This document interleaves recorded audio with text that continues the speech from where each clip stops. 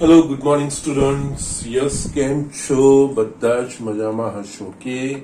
અને યસ, બધાનો અભ્યાસ પણ વ્યવસ્થિત ચાલી રહ્યો હશે અને યસ, બધા ચેપ્ટરો વ્યવસ્થિત કરી રહ્યા હશે. નાવ અહીંયા આપણે યસ સંભાવનામાં છેલ્લું ચેપ્ટર યસ 13.1 આપણે ફિનિશ કર્યું છે. યસ, હવે 13.2 તરફ આગળ વધીએ એના પહેલા યસ બે વસ્તુઓ આપણે સમજવાની છે. પહેલા તો સંભાવના માટેનો ગુણાકારનો પ્રમેય અને બીજું નિરપેક્ષ ઘટનાઓ, એ બે વસ્તુ આપણે સમજવાની છે. ઓકે, વન બાય વન જોઈશું અને એના આધારિત દાખલાઓ સમજતા જઈશું. હવે અહીંયા સંભાવના માટેનો ગુણાકારનો પ્રમેય. યસ, એકચ્યુઅલી આ વસ્તુ નવી કોઈ જ નથી. આપણે 11માં બે ઘટનાઓના છેદની સંભાવનાઓ શોધી છે. તો યસ, અહીંયા પણ આ જ વસ્તુ છે. બે ઘટનાઓના છેદની સંભાવના આપણે શોધવાની છે. પણ યસ, અહીંયા જે આપણે શરતી સંભાવના શોધી છે એના સંદર્ભમાં શોધવાની છે, બીજું કંઈ જ નથી. ઓકે, તો જસ આપણે સમજીએ કે શરતી સંભાવનાના સંદર્ભમાં આ વસ્તુ કેવી રીતે શોધી શકાય. ઓકે, એટલે અહીંયા આપણે જો શરૂઆત કરીએ તો ધારો કે ઘટનાઓ ઈ અને એફ એ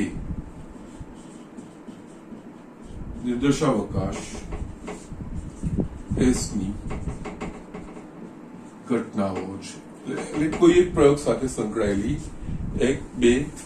કોઈ એક યાદચ્છિક પ્રયોગ સાથે સંકળાયેલી બે ઘટનાઓ ઈ અને એફ છે. ઓકે, તો યસ, આપણે અહીંયા ઈ છેદ એફ એનો અર્થ શું કરીએ છીએ? ઈ છેદ એફ એટલે કે આનો અર્થ ઘટનાઓ ઈ અને એફ બંને સાથે ઉદ્ભવે છે. યસ, આનો અર્થ આ છે. આપણે યસ આના સંદર્ભમાં જ આ જ સમજવાનું છે. યસ, ઈ છેદ એફ ને ઘટનાઓના યસ અહીંયા આપણે સંભાવનાઓના સંદર્ભમાં ઈ છેદ એફ ને એફ ને ઈ એફ દ્વારા પણ દર્શાવવામાં આવે છે.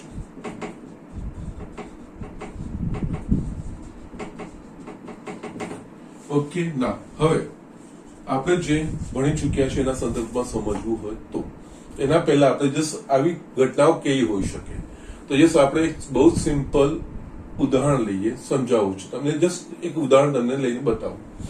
52 પત્તાના ઢગમાંથી યસ એક પછી એક બે પત્તાઓ આપણે પસંદ કરીએ અને યસ એક પત્તું યસ એટલે એક રાજા હોય અને એક રાણીનું પત્તું હોય એની સંભાવના. એટલે યસ, અહીંયા એકચ્યુઅલી 52 પત્તાના ઢગમાંથી આપણે એક પછી એક પત્તા ખેંચીએ તો યસ એ પત્તાઓ રાજા અને રાણી. ઓકે, અહીંયા અને એટલે એનો અર્થ છેદ આપણે એ સંદર્ભમાં લઈએ છીએ. એટલે યસ, પત્તું યાદચ્છિક રીતે ખેંચું અને એ રાજા હોય એની સંભાવના અને એને એ ઘટનાને ઈ કહીએ અને યસ બીજું પત્તું ખેંચીએ અને યસ એ રાણી હોય એને આપણે ઘટના એફ કહીએ. યસ, એટલે એ બે પત્તો રાજા અને રાણી હોય એની સંભાવના. યસ, એ વસ્તુ આપણે અહીંયા શોધવાની છે. એટલે યસ એ વસ્તુ થાય ઈ છેદ એફ, એ જ વસ્તુ થાય. ઓકે, ના હવે આને આપણે જસ્ટ જે શરતી સંભાવના ભણી છે એના સંદર્ભમાં એટલે યસ એના માટે આપણે જાણીએ છીએ કે જો ઈ અને એફ નિર્દેશાવકાશ કે કોઈ યાદચ્છિક પ્રયોગની નિર્દેશાવકાશની બે ઘટનાઓ હોય તો P of E by F is equals to P of E છેદ F છેદમાં P of F, જ્યાં P of F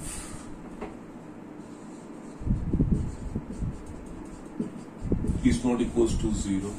તો યસ, આના પરથી આપણે P of F ને આ બાજુ લઈ આવીએ તો P of E છેદ F બરાબર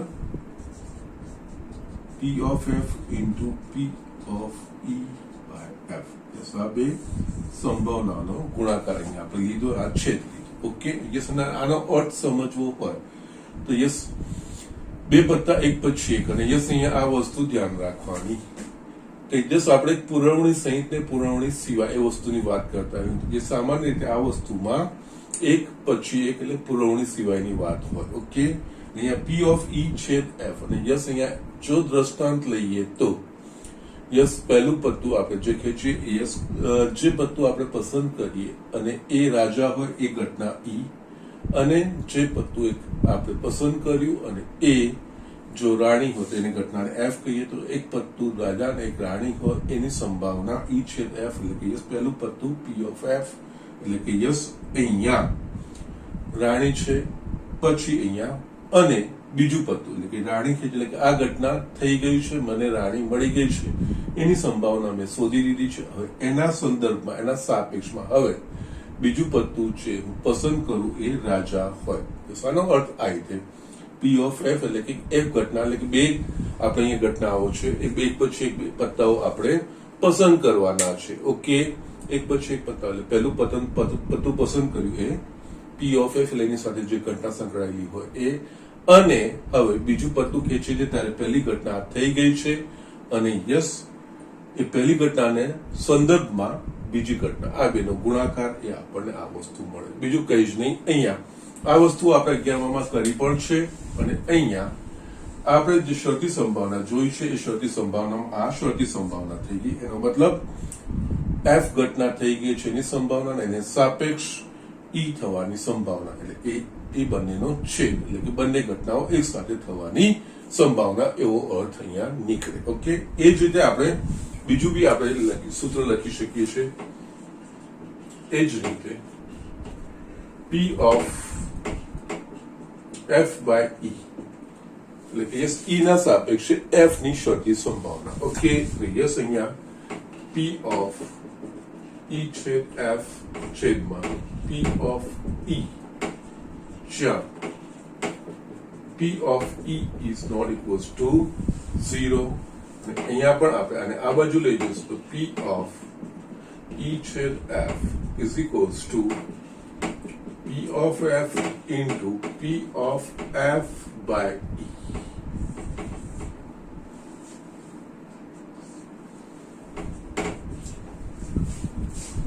આ કિસ્સામાં શું કે યસ ઘટના ઈ થઈ ગઈ છે એના સાપેક્ષ ઘટના એફ અને યસ આ બંને ઘટનાઓ સાથે થવાની સંભાવના આ રીતે P of E into P of f by E ઘટના પહેલા ઈ થઈ ગઈ અને યસ ઈ થઈ ગઈ એના સાપેક્ષ પછી બીજી થાય છે એટલે આ બંને સાથે થવાની સંભાવના યસ અહીંયા આપણે આ વસ્તુ છે ગુણાકાર અને આ બે વસ્તુ જે લખી છે એને જ કહેવાય સંભાવના માટેનો ગુણાકારનો પ્રમેય બીજું કંઈ નહીં ઓકે એટલે કે યસ અહીંયા આપણે જો લખવું હતું યસ આપણે લખી શકીએ એને સમીકરણ 1 અને 2 યસ ઘટનાઓ ઈ અને એફ માટે સંભાવનાનો ગુણાકારનો નિયમ કહેવાય છે ઓકે યસ આ સંભાવનાનો યસ આમાં બંને ક્રમ થઈ શકે એવું કઈ નથી યસ ઈ અને એફ આ કિસ્સામાં પહેલા એફ પછી એફ ને સાપેક્ષ ઈ તો યસ એ બંને સાથે થવાની સંભાવના ઈ અને એફ પી ઓફ ઈ છે એફ આપણે આ રીતે શોધી શકીએ અને એ જ રીતે અહીંયા પહેલા ઘટના ઈ થાય છે અને એને સાપેક્ષે એફ થાય છે ઓકે તો યસ એ બંને ઘટનાઓ થવાની સંભાવના આ બંને રીતે આપણે યુઝ કરી શકીએ પછી આપણે જે ઘટનાઓને નામ આપ્યા હોય એના પ્રમાણે યસ આપણે દાખલામાં જોઈશું વધારે સ્પષ્ટતા તમને થશે ઓકે આ વસ્તુની એટલે યસ આ વસ્તુઓ થઈ ગઈ અહીંયા આપણે બે જોઈ બે કરતા વધારે ઘટનાઓ માટે સંભાવનાનો ગુણાકારનો નિયમ એમાં કે આનું જ એક્સટેન્શન કરવાનું છે હું લખું છું અને સમજાવું છું એટલે અહીંયા બે કરતા વધારે ઘટનાઓ માટે સંભાવનાનો ગુણાકાર નો નિયમ 10 ધારો કે અહીંયા હું 3 વસ્તુ લઉં છું ત્રણ ઘટનાઓ લઉં છું. ધારો કે ઈ, એફ અને જી એ નિરાશાવકાશની ઘટનાઓ છે. તો પી ઓફ ઈ છેદ એફ છેદ જી આ ત્રણેય ઘટનાઓ એક સાથે થવાની સંભાવના. ઓકે, એક ઈ અને એફ અને જી થવાની સંભાવના, એટલે એક પછી એક. યસ, જે આપણે દ્રષ્ટાંત લીધું એમાં એક પછી એક ત્રણ પત્તાઓ પસંદ કરવાની વાત આવે ત્યારે. ઓકે, તો યસ, પહેલું પસંદ થાય એટલે કે પી ઓફ ઈ, પછી એને સાપેક્ષ એફ એટલે S P of E by F, અને યસ પછી ત્રીજી. આ ત્રીજી ત્યારે જી થાય ત્યારે ઈ અને એફ થઈ ચૂકી છે, ઈ અને એફ થઈ ચૂકી છે, એટલે અહીંયા પી ઓફ જી બાય ઈ છેદ એફ. અહીંયા અર્થ સમજવાના. અહીંયા પી ઓફ ઈ એટલે યસ એક ફક્ત ઘટના ઈ થઈ રહી છે. P of E into P of E by F એનો અર્થ ઘટના ઈ થઈ ચૂકી છે અને એના સંદર્ભમાં એના સાપેક્ષે બીજી ઘટના, સોરી અહીંયા મેં ખોટું લખ્યું છે, એફ બાય ઈ, સોરી, અહીંયા પહેલી ઘટના ઈ થઈ ચૂકી છે અને પછી ઈ ના સાપેક્ષે બીજી ઘટના એફ, અને યસ ત્રીજી ઈ અને એફ થઈ ચૂકી છે અને એના સાપેક્ષ ત્રીજી ઘટના જી એટલે કે ઈ ઓફ. આનો અર્થ આવું થાય, પી ઓફ જી બાય ઈ છેદ એફ, એનો મતલબ ઈ અને એફ થઈ ચૂકી છે અને જી થવાની ઘટનાથી જી થવાની સંભાવના. આ રીતનું આપણે લખી શકીએ છીએ. ઓકે, સો જસ્ટ આ રીતનું. આના કરતા વધારે 4 હોય તેમાં પણ આ રીતે એક્સટેન્શન આગળ વધતું જ જાય. યસ, એટલે આ જ વસ્તુ આગળ ખેંચાતું જાય, આ જ નિયમ આગળ ખેંચાતો જાય, બીજું કઈ જ ના હોય. Okay, so these are the things. આ રીતે આ દાખલાઓ કરવા, એટલે આ બેઝિકલી નિયમ છે. દાખલાઓ જોઈશું ત્યારે આ વસ્તુ તમને વધારે ખબર પડશે. અને યસ, આના પછી યસ દાખલાઓ છે, આના નિયમ પર બીજું કઈ જ નહીં. આ બે વસ્તુઓ ધ્યાન રાખવાની છે. પી ઓફ ઈ છેદ એફ બરાબર P of E into P of F by E, અથવા તો પી ઓફ ઈ છેદ એફ બરાબર P of F into P of E by F. આ જે હોય ને એ અહીંયા નીચે આવે, એ વસ્તુનું ધ્યાન રાખવાના. શરતી સંભાવનાનો ઉપયોગ કરીને આપણે આ વસ્તુ કરવાની આવે. અને યસ, આ ત્રણ ઘટનાઓ માટે છે, એ રીતનું છે. ઓકે, બંનેના એક્ઝામ્પલો છે, આપણે જોઈશું, તમને વધારે સ્પષ્ટતાથી ખબર પડશે. ઓકે, અને યસ અહીંયા સામાન્ય રીતે આ ગુણાકારનો નિયમ છે એ આપણે યસ જે પ્રયોગોમાં પુરવણી સિવાયનું હોય ને ત્યાં આ વસ્તુઓ આવશે. પુરવણી સાથેનું યસ એ નેક્સ્ટ હું તમને બતાવું છું, એ તમને યસ એ વધારે આગળ ખબર પડશે. યસ, એમાં કઈ રીતે છે એ આપણે જોઈશું. Okay, so these are the things. અહીંયા આટલું લખી લો. આના પર આધારિત આપણે દાખલાઓ જોવાના છે. યસ સ્ટુડન્ટ, અહીંયા આપણે એક્ઝામ્પલ જોઈએ અને યસ કેવી રીતે કરાય હું બતાવું છું.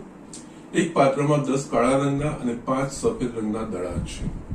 એક પછી એક એમ 2 દડા પાત્રમાંથી પુરવણી વગર યાદચ્છિક રીતે કાઢવામાં આવે છે.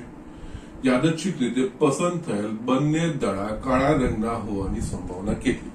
યસ, અહીંયા આપણે જોઈએ તો યસ એક પાત્રમાં અમુક કાળા ને યસ સફેદ રંગના દડા છે.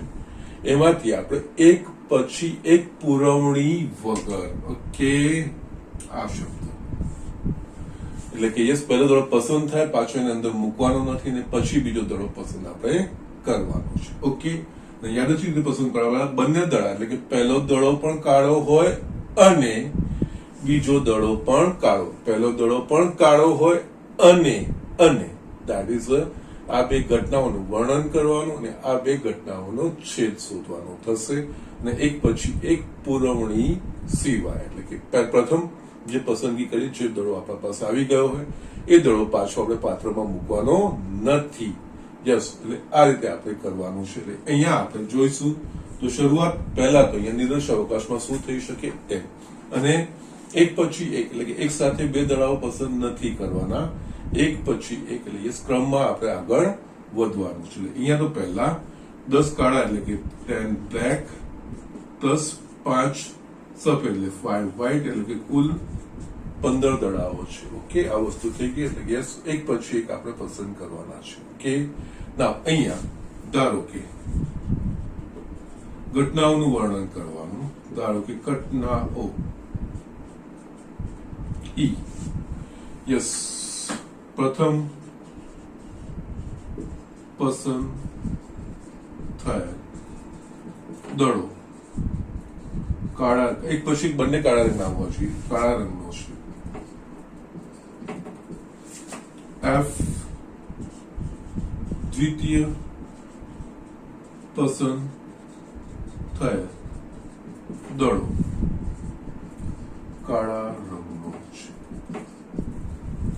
યસ, હવે આપણે અહીંયા ઈ છેદ એફ એટલે પેલા ઈ અને એફ એટલે અહીંયા પહેલા જ્યારે આ પ્રથમ દડો પસંદ કરીએ ત્યારે આપણા પાસે કુલ કેટલી પસંદગીઓ ઉપલબ્ધ હશે તો કે 15.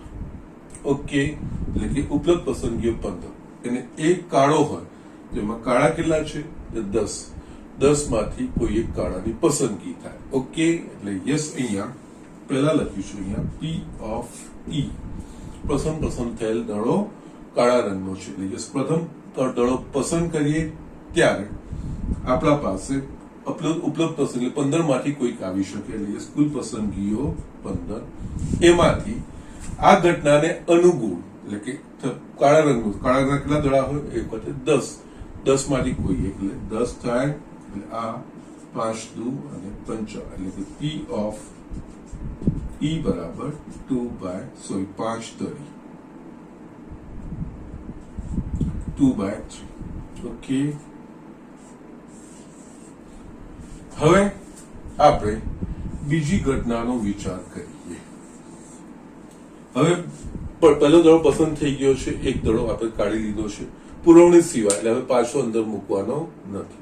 હવે જ્યારે બીજો દડો આપણે પસંદ કરીએ ત્યારે આપણા પાસે જે ઉપલબ્ધ પસંદગીઓ હશે એ કેટલી થશે, કારણ કે એક દડો પસંદ થઈ ગયો, આમાંથી એક દડો ઓછો થઈ ગયો છે, એટલે બાકી રહી 14 પસંદગીઓ. ઓકે, એટલે 14 માંથી પાછો પ્રથમ જે ઘટના થઈ ગઈ છે એ કાળા રંગ દડો એટલે કે કાળા રંગ દડો એક ઓછો થઈ ગયો છે. એટલે હવે મારા પાસે જે પાત્રમાં રહેવું હશે એ 9 કાળા દડા, 5 સફેદ દડા એટલે કુલ 14 અને 14 માંથી એક પસંદ કરવાનું છે. ઓકે, એટલે આનો અર્થ અહીંયા આમાં જે નિર્દેશાવકાશ છે એ મૂળ જે હતો એ નથી રહેતો, એક પસંદગી થઈ ગઈ એટલે ઓછો, એટલે કે યસ આના પર આધારિત હશે. બીજી જે ઘટના થશે એ આ ઘટના થઈ ગઈ એના સંદર્ભમાં એટલે કે એના સાપેક્ષે બનશે, એના સાપેક્ષે આપણે જોઈશું.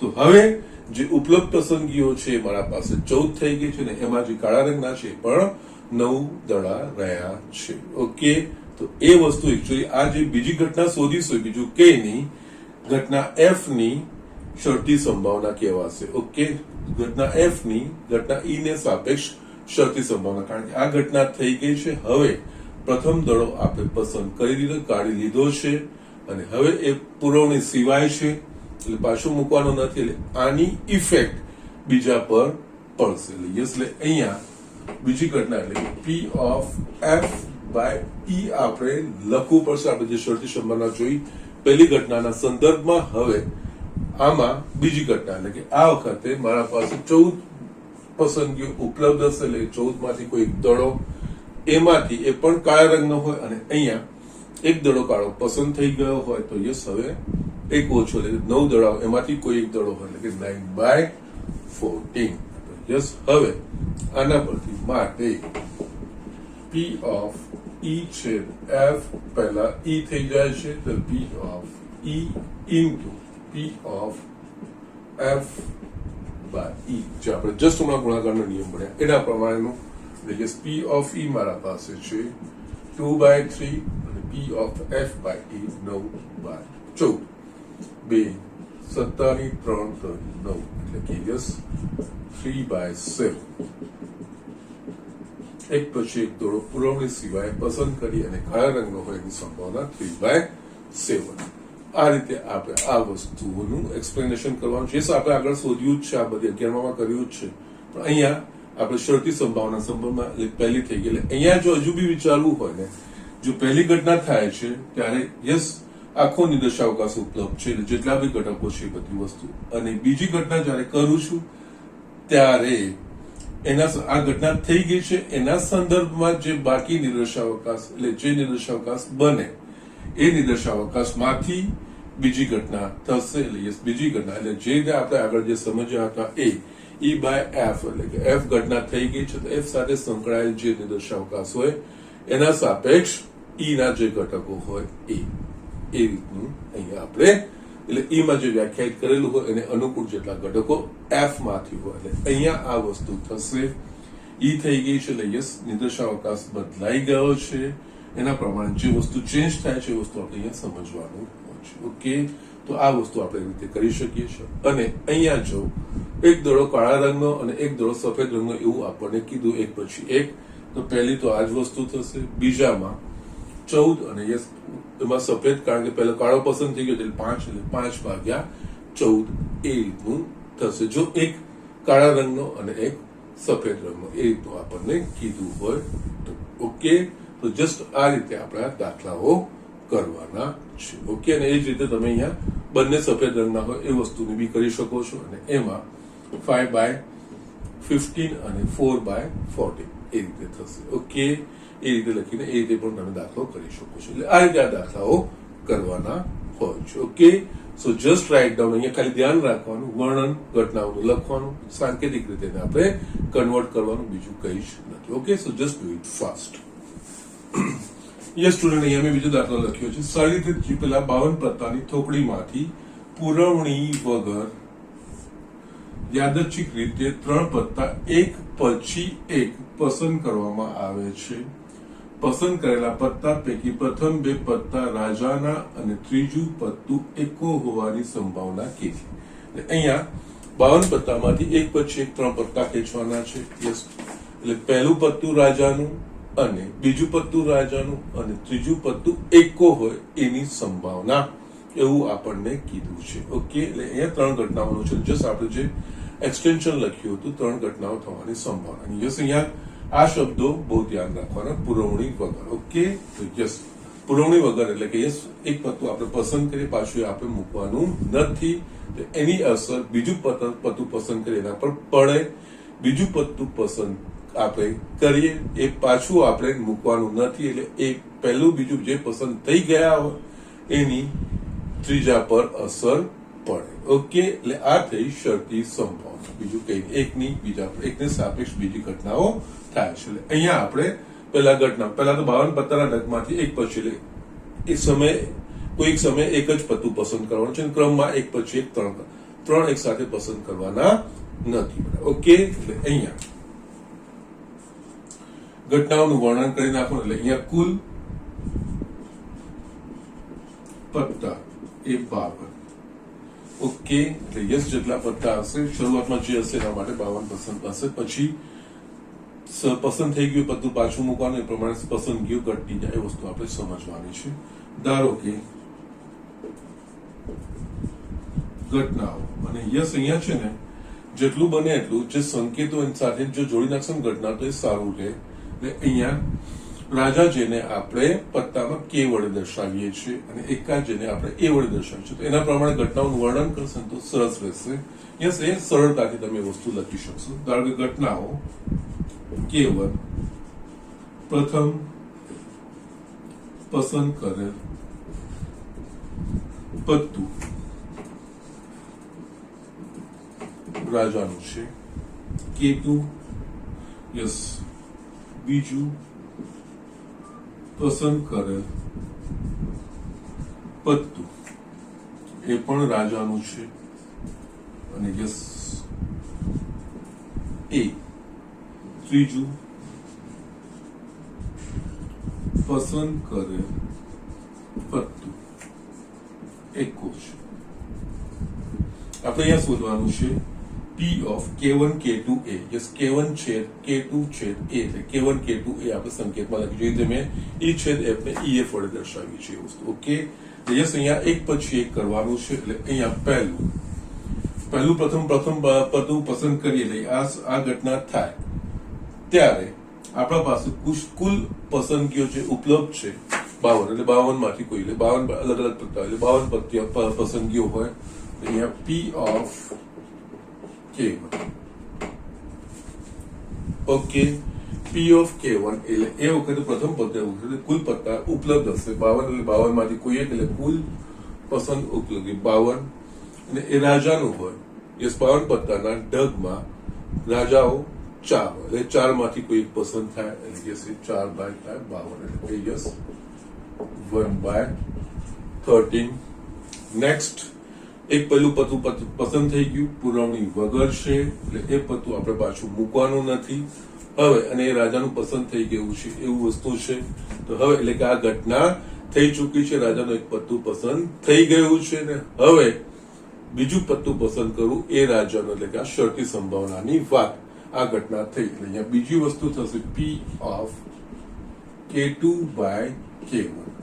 એટલે ઘટના K1 થઈ ગઈ છે એટલે કે પહેલું પત્તું ખેંચાઈ ગયું છે અને પત્તું પસંદ થયેલું પત્તું એ રાજાનું છે આપણને ખબર છે. અને હવે બીજું પત્તું રાજાનું હોય એની સંભાવના જ્યારે બીજું પત્તું ખેંચે ત્યારે પુરવણી સિવાય છે એટલે એક પત્તું પસંદ થઈ ગયું એ પાછું આપણે મૂક્યું ના હોય એટલે કુલ બાકીની પસંદગીઓ ઉપલબ્ધ છે એ 51 પત્તા રહેશે. એ 51 પત્તામાં અગેન એક પત્તું જે પહેલું આપણે પસંદ કરી દીધું છે એ રાજાનું છે આપણને ખબર છે એટલે રાજા આવી ગયો છે બહાર એટલે યસ બાકી રહ્યા 3 માંથી કોઈ એક રાજા હોઈ શકે એટલે યસ એ પસંદગીઓ અહીંયા 3 એટલે 3 ભાગ્યા 17 આ આપણને મળશે. આની સંભાવના 1/17. હવે આ બે પત્તાઓ ખેંચાઈ ગયા છે, બે આપણે પુરવણી વગર છે, પાછા આપણે મૂક્યા નથી. આપણે ત્રીજું પત્તું ખેંચે છે ત્યારે આપણને એ ખબર છે કે પહેલું પત્તું રાજાનું હતું અને બીજું પત્તું રાજાનું હતું. હવે મારે ત્રીજું પત્તું મારે પસંદ કરવાનું છે. એટલે આ બે ઘટનાઓ થઈ ગઈ છે, બે રાજાઓ મારા પાસે આવી ગયા છે અને હવે પત્તું પસંદ કરવું અને એ એકો હોય એની સંભાવના શોધવાની છે. એના પર માટે P of A by K1 છેદ K2. આ બે ઘટનાઓ થઈ ગઈ છે ને હવે એના સાપેક્ષે આ શરતી સંભાવના જે આપણે બેઝિક ભણ્યા અહીંયા આપણે કન્વર્ટ કરીએ છીએ બીજું કઈ જ વસ્તુની. આ ઘટના થઈ ગઈ છે એમ આપેલ છે અને આ ઘટના થવાની સંભાવના. આ બે ઘટનાઓ થઈ ગઈ છે એમ આપેલ છે અને આ ત્રીજી ઘટના થવાની સંભાવના એવો અર્થ નીકળે અહીંયા. ઓકે, હવે જયારે ત્રીજું પત્તું ખેંચીશું ત્યારે બે પત્તા આપણે જસ્ટ પસંદ કરી લીધા છે, પુરવણી વગર છે. એટલે હવે જો બાકી કેટલા રહ્યા છે પત્તા તો કે 50 એટલે 50 માંથી કોઈ પસંદ થાય એટલે કુલ ઉપલબ્ધ પસંદગીઓ 50. એમાંથી હવે એક એકો હોવો જોઈએ. આ બંનેમાં એકા પસંદ નથી થયા એટલે 52 પત્તામાં 4 હોય એટલે 50 પત્તામાં પણ 4 એકા છે, 4 એકામાંથી કોઈ એક એકો પસંદ થાય એટલે યસ એ 4 2 2 અને 2 25 એટલે 2/25 આ મળી ગયું. માટે P of K1 K2 A એટલે કે K1 છેદ K2 છેદ A અથવા આને લખી શકો તમે આ રીતે or P of K1 છેદ K2 છેદ A. આ બંનેનો અર્થ એક જ થયો.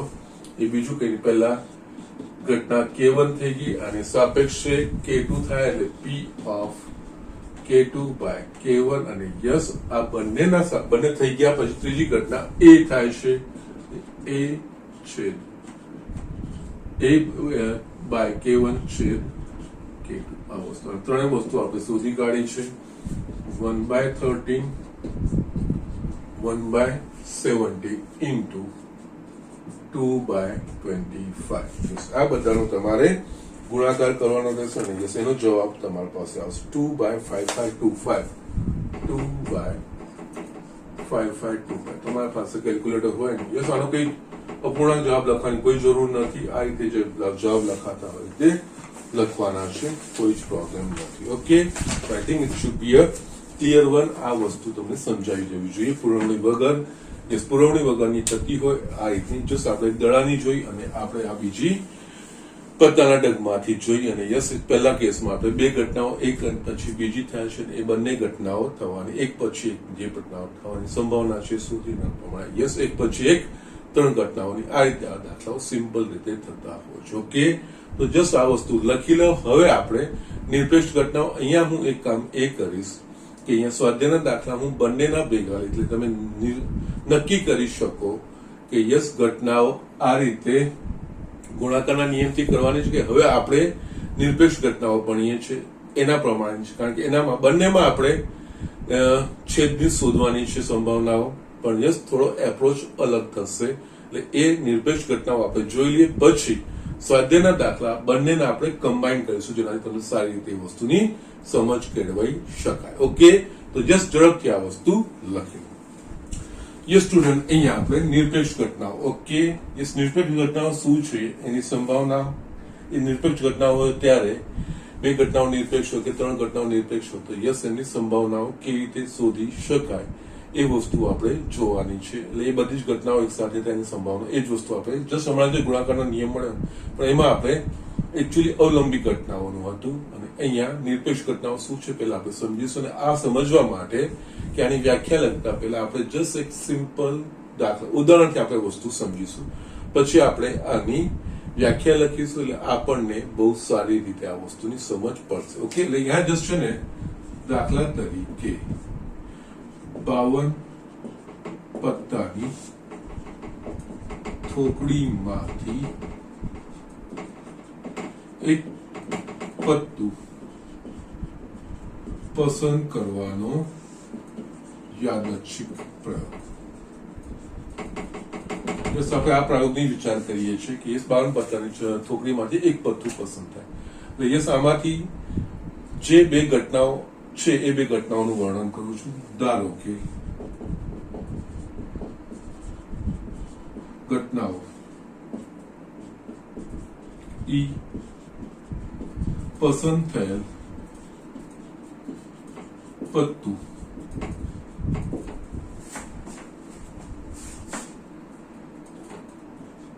કાઢીનું છે અને એફ પસંદ થયેલ પત્તું એકો છે.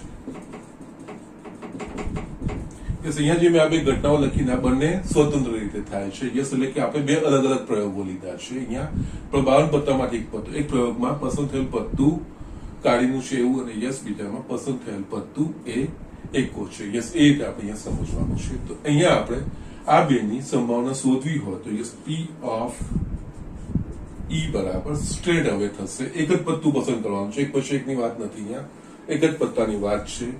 પસંદ થયેલ પત્તું કાઢીનું છે ને એક પછી કુલ ઉપલબ્ધ પસંદગીઓ 52, કાઢીના પત્તા કેટલા હોય તો કે 13. અહીંયા 13 ચોક એટલે કે 1/4 મને મળશે. આ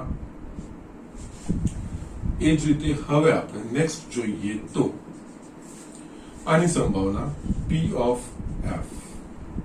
અહીંયા બી 52 પત્તાઓ હોય છે ને યસ અહીંયા હું બે અલગ અલગ આપણે લઈએ છીએ એ પ્રમાણે આ બે આના સાથે સંકળાયેલી ઘટનાઓ છે. ઓકે, એનાને આપણે જસ્ટ અલગ અલગ શોધી રહ્યા છીએ અહીંયા. ઓકે, 52 પત્તું એકા કેટલા હોય તો 4, તો 4/13 = 1/13 થશે.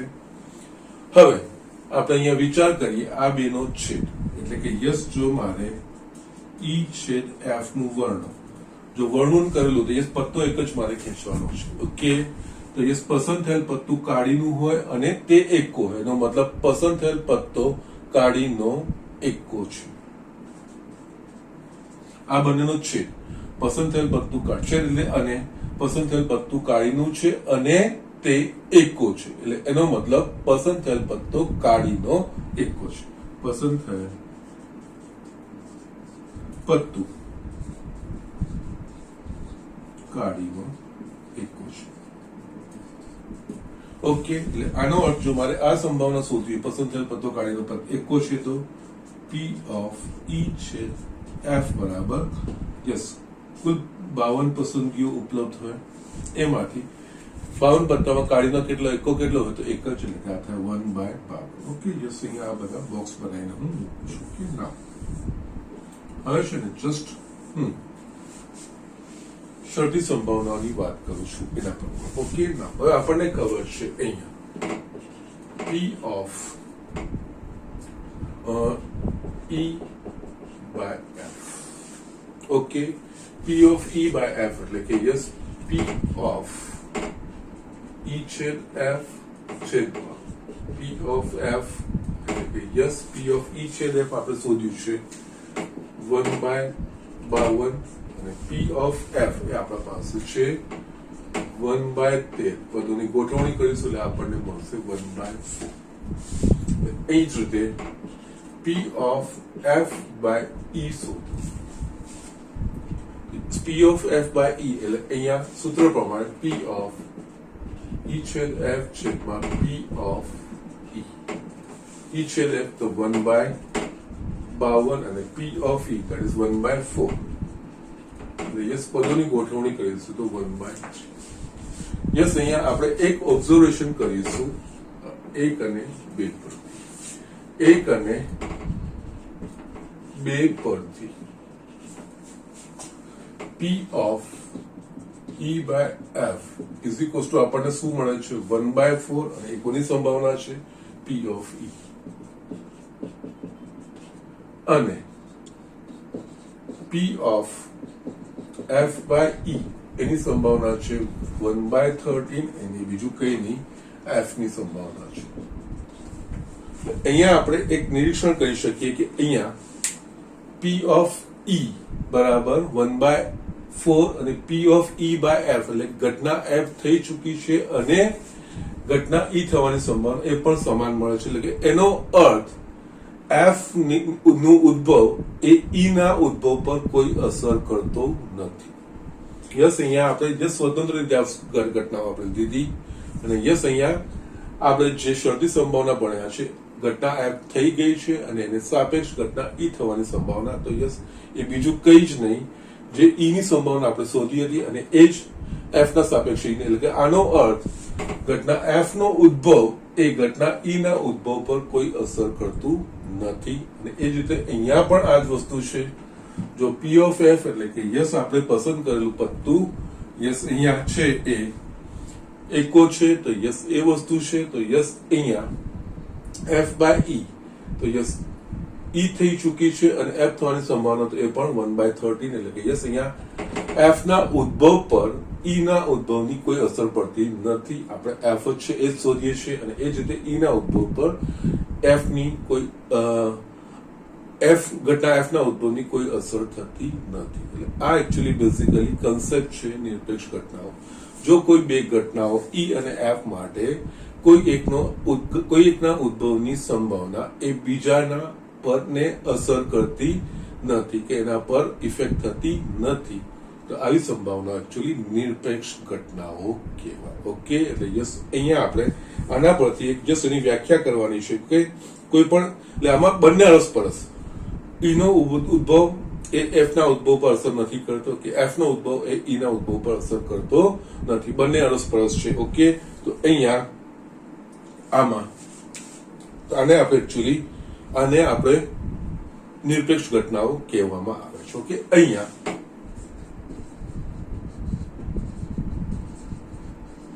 ઘટનાઓ E અને F માટે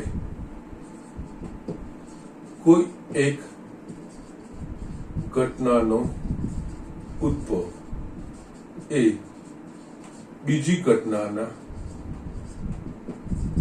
ઉદ્ભવની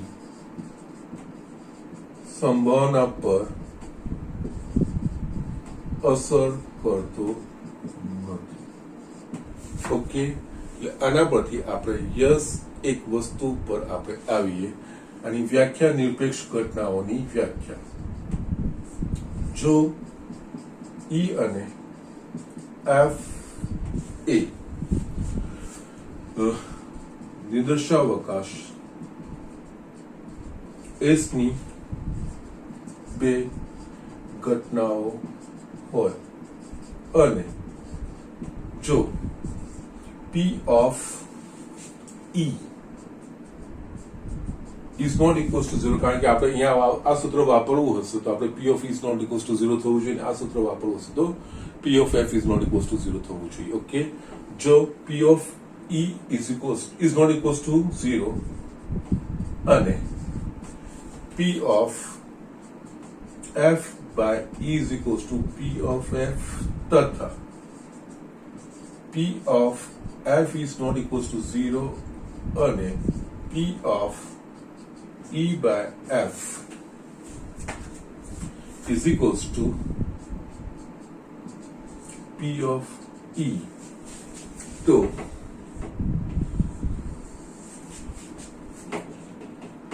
E અને F ને પરસ્પર નિરપેક્ષ ઘટનાઓ છે એમ કહેવાય. યસ, હવે આટલી બધી વસ્તુઓ આપણે જોઈ તો યસ અહીંયા E છેદ F કેવી રીતે શોધાય એ વસ્તુ પર આવી. ઓકે, એટલે અહીંયા જો E અને F નિરપેક્ષ ઘટનાઓ હોય તો યસ આપણને ખબર છે આ બે કન્ડિશનો મળે બેટા. ઓકે, અહીંયા P of E by F is equals to P of E છેદ F. આ બે બેઝિક સૂત્ર લખ્યું છે. સોરી, અહીંયા આપણે જસ્ટ ઘટનાઓનું જે લખીએ છીએ ને એ જ વસ્તુ આપણે લઈએ. P of E છેદ F is equals to P of E into P of F by E. આપણે આપણા પાસે આ ગુણાકારનો નિયમ છે. અહીંયા જો પરસ્પર નિરપેક્ષ ઘટનાઓ હોય તો P of F by E A P of E લખાય. તો યસ, આનામાંથી આપણે P of E into P of F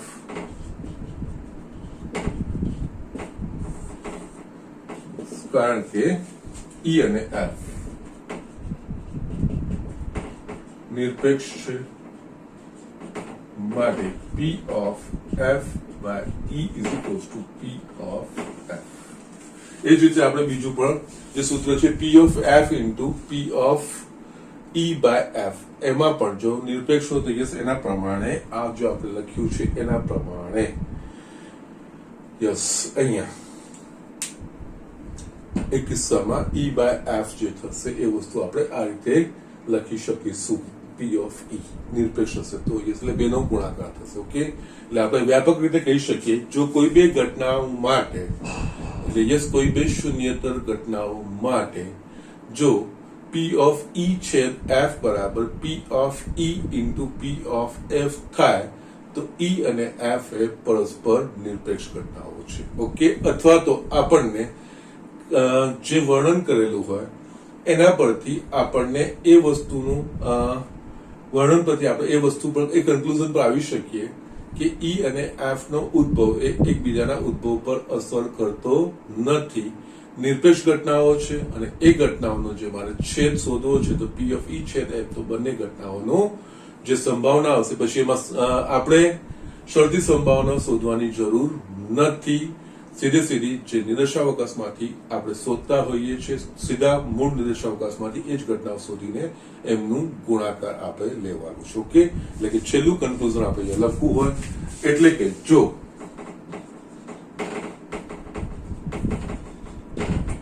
E અને F એ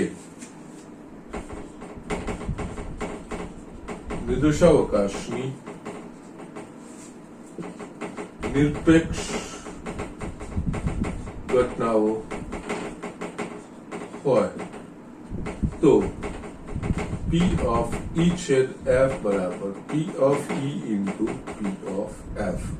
અહીંયા આ શૂન્યતર સંભાવના હોવી જોઈએ એ વસ્તુનું ધ્યાન રાખવાનું છે. ઓકે, યસ આ ઘટનાઓ થવી જોઈએ. ઓકે, અશક્ય ઘટનાઓ હોવી જોઈએ નહીં. ઓકે, તો ઇટ ઇઝ લાઈક ધીસ.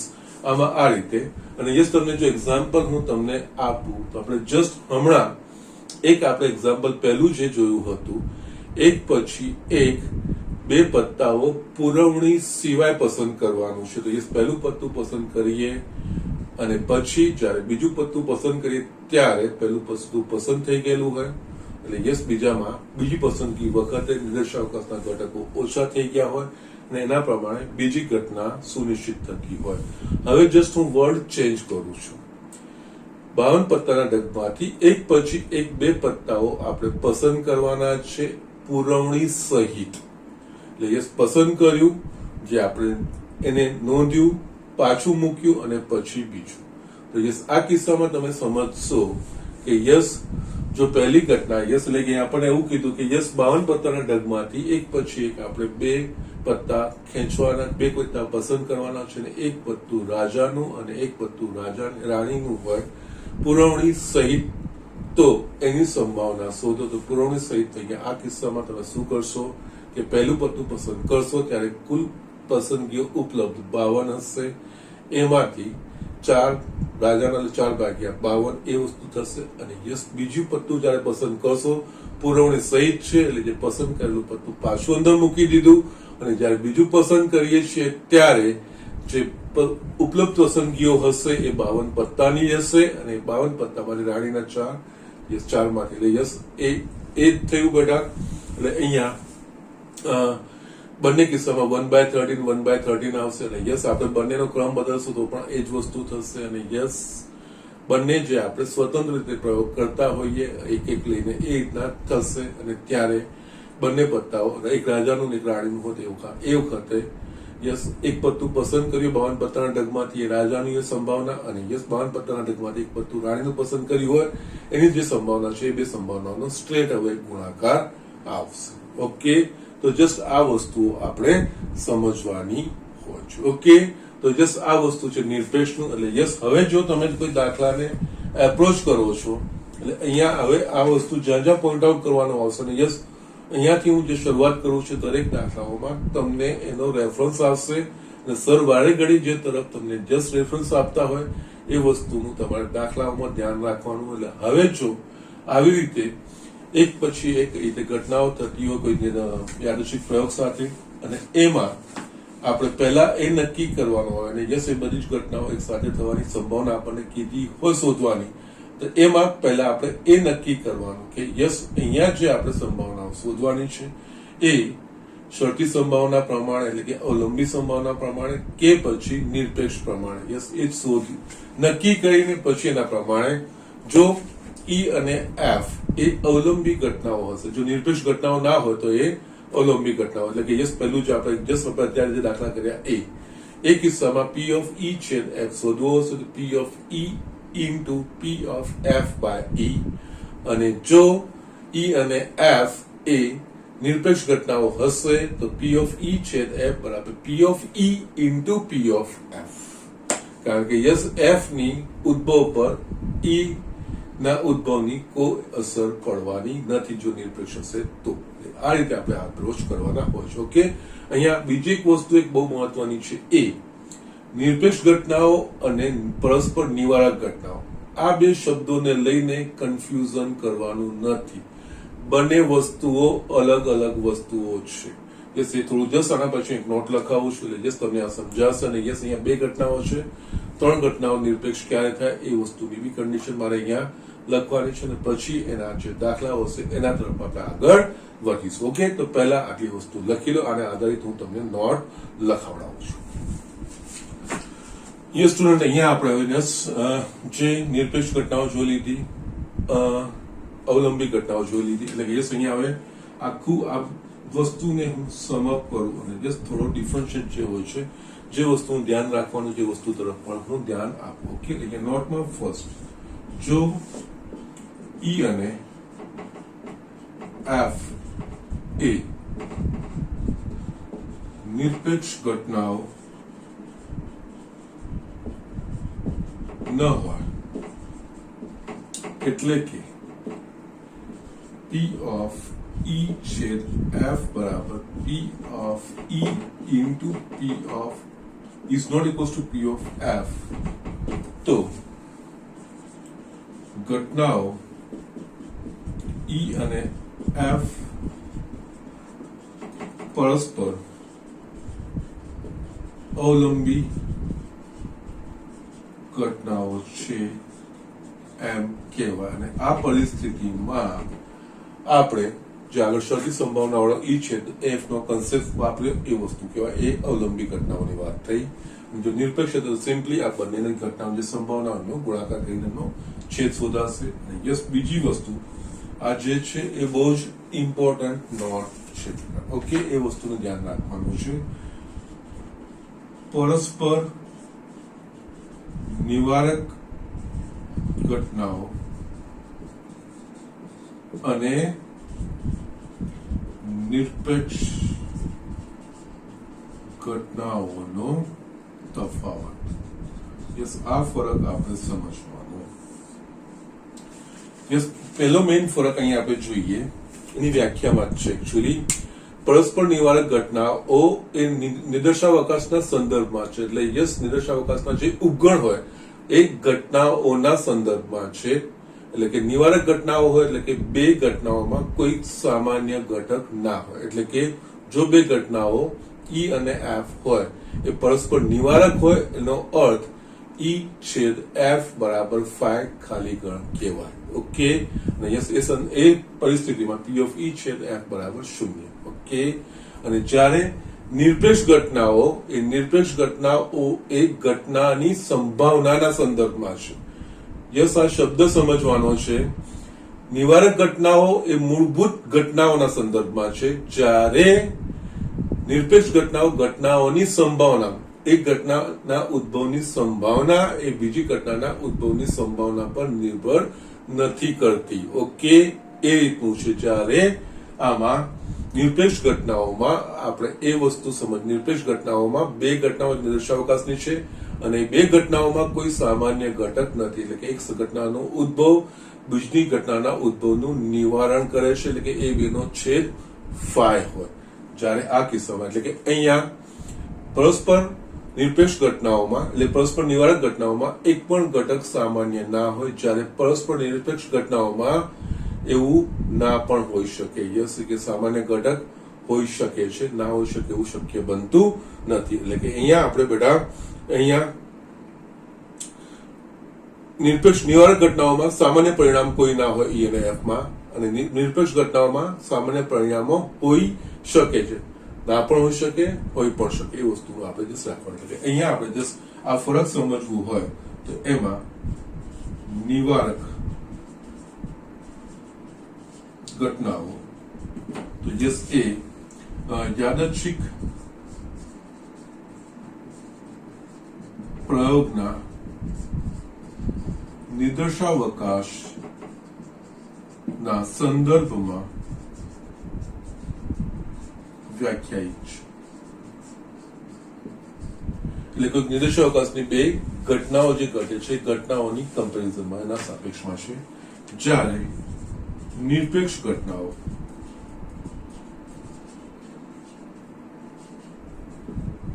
એ બે ઘટનાઓની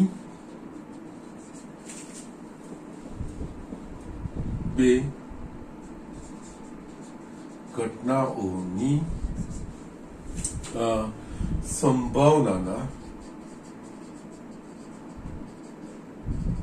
સંદર્ભમાં વ્યાખ્યાયિત છે. અગેન બે પરસ્પર નિવારક ઘટનાઓમાં કોઈ સામાન્ય પરિણામ ન હોય. એટલે કે જો E અને F એ પરસ્પર નિવારક ઘટનાઓ હોય તો E છેદ F બરાબર ફાઈ, એટલે કે P ઓફ E છેદ F એટલે કે P ઓફ ફાઈ એટલે કે 0. જ્યારે પરસ્પર નિરપેક્ષ ઘટનાઓમાં સામાન્ય પરિણામ હોઈ શકે. ઓકે, સામાન્ય પરિણામ એટલે કે યસ, જો E અને F એ પરસ્પર નિરપેક્ષ ઘટનાઓ હોય તો E છેદ F is not equals to phi હોઈ શકે. અહીંયા હોઈ શકે એનો અર્થ બેટા ફાઇન એ ખાલી ગણ ના પણ હોઈ પણ શકે. ઓકે, એટલે કે યસ કમ્પલસરીલી આ બંનેનો છેદ ફાઈ થાય એવું ના કહેવાય. જ્યારે આમાં નિવારક ઘટનાઓમાં યસ બે ઘટનાઓનો છેદ ફાઈ થાય, બંનેમાં કોઈ પણ સામાન્ય પરિણામ ના હોય. જ્યારે નિરપેક્ષ ઘટનાઓ હોય એમાં બે ઘટનાઓ ઈ અને એફ. એટલે જસ્ટ અહીંયા તમને એક્ઝામ્પલ આપું. યસ એક પછી એક આપણે પત્તું પુરવણી સેટ પસંદ કરવાનું છે અને યસ એ બંને પત્તા રાજાના હોય. એટલે યસ અહીંયા ઈ અને એફ પત્તું રાજાનું હોય, એફ રાજાનું હોય. યસ બંનેમાં સામાન્ય ઘટક છે અને યસ એ નિરપેક્ષ ઘટનાઓ થઈ શકે છે, કારણ કે એક પત્તું પસંદ કર્યું રાજાનું છે, મૂક્યું, પાછું બીજું પત્તું પસંદ કર્યું રાજાનું છે. તો યસ બંનેમાં જે નિરશાવકાશના ઘટકો છે 52 રહેશે અને યસ એકનો ઉદ્ભવ બીજા પર અસર કરશે નહીં. અને જો આમાં આપણે અવલંબી પ્રકારનું હશે અને એક પછી એક પત્તું ખેંચવું અને રાજાનું હોય એની સંભાવના શોધવાની આવશે. પહેલા પત્તામાં યસ રાજા આવશે, પાછું આપણે મૂકવાનું નથી. તો બીજા પત્તામાં રાજાની પસંદગી વખતે ઉપલબ્ધ પસંદગીઓ 51 થઈ ગઈ હશે અને રાજાઓની સંખ્યા પણ 3 થઈ ગઈ હશે અને એના પ્રમાણે એ સંભાવના બદલાશે. ઓકે, સો જસ્ટ આ રીતની આ વસ્તુ તમારે સમજવાની છે. ઘણીવાર તમને દાખલાના વર્ણન પરથી તમારે નક્કી કરવું પડશે કે જે ઘટનાઓ એક પછી એક થઈ રહી છે એ અવલંબી છે કે નિરપેક્ષ છે, અને અવલંબી છે કે નિરપેક્ષ છે એના પછી P of E છેદ F કઈ રીતે શોધવાની છે એ વસ્તુ આપણે ડિસાઈડ કરીને એ દાખલામાં આગળ વધવું પડશે. એટલે જ મેં તમને સ્વાધ્યાયના દાખલા એટલે જ મેં કમ્બાઈન કીધા છે કે દાખલામાં આપણે આ વસ્તુનું ડિસાઈડ કરવાનું મહત્વનું થશે કે યસ અહીંયા આપણે બે ઘટનાઓ એક સાથે થવાની સંભાવના જ શોધવાની છે, પણ યસ એક સાથે થવામાં જો અવલંબી હશે તો આપણે શરતી સંભાવના પ્રમાણે, અને જો નિરપેક્ષ હશે તો યસ આપણે જો એક P of E છેદ F બરાબર P of E into P of F એના પ્રમાણે શોધવાની આવશે. ઓકે, અને જો E અને F અવલંબી હશે તો P of E છેદ F એટલે P of E into P of F by E એના પ્રમાણે આપણે શોધવાની આવશે. ઓકે, તો એ વસ્તુનું તમારે ખાસ ધ્યાન રાખવાનું છે. અને યસ આ નિવારક અને નિરપેક્ષ આમાં કન્ફ્યુઝન બિલકુલ ના રહેવું જોઈએ. નિવારક ઘટનાઓ પોતાના સંદર્ભમાં છે, જ્યારે નિરપેક્ષ ઘટનાઓની સંભાવનાના સંદર્ભમાં છે. ઓકે, અને યસ નિવારક ઘટનાઓમાં બે ઘટનાઓ નિવારક હોય તો એ બે ઘટનામાં કોઈ સામાન્ય પરિણામ કોમન પરિણામ ના હોઈ શકે, જ્યારે નિરપેક્ષ હોય તો એમાં સામાન્ય પરિણામ હોઈ પણ શકે છે. યસ એ વસ્તુનું ખાસ તમારે ધ્યાન રાખવાનું છે. ઓકે, અને યસ આમાં જે થર્ડ નોટ છે એ ત્રણ ઘટનાઓ પરસ્પર નિરપેક્ષ માટેની શરત છે. ઓકે, અહીંયા 3 જો A, B અને C એ નિર્દેશાવકાશની ઘટનાઓ હોય અને A P of A છેદ B બરાબર P of A into P of B, P of B છેદ C બરાબર P of B into P of C, P of C છેદ A બરાબર P of C into P of A અને P of A છેદ B છેદ C બરાબર P of A into P of B into P of C થાય તો ઘટનાઓ આ ત્રણ ઘટનાઓ